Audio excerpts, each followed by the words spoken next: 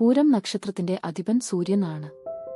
അതിനാൽ പൂരം നാൾക്കാർക്ക് സ്വാഭാവികമായി നേതൃത്വം, ആത്മവിശ്വാസം, അഭിമാനം എന്നിവ കൂടുതലായിരിക്കും. 2026 കരിയർ പഠനം. പൂരം നാൾക്കാർക്ക് അംഗീകാരം ലഭിക്കുന്ന വർഷം. പരീക്ഷ, പ്രമോഷൻ, പുതിയ ഉത്തരവാദിത്വങ്ങൾ എല്ലാം സാധ്യതയുണ്ട്.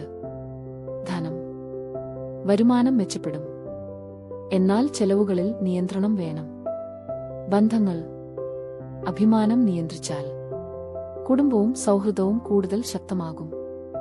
ആരോഗ്യം, സൂര്യനുമായി ബന്ധപ്പെട്ട പ്രശ്നങ്ങൾ, തലവേദന, കണ്ണ്, ചൂട് സംബന്ധമായ ബുദ്ധിമുട്ടുകൾ ശ്രദ്ധിക്കണം.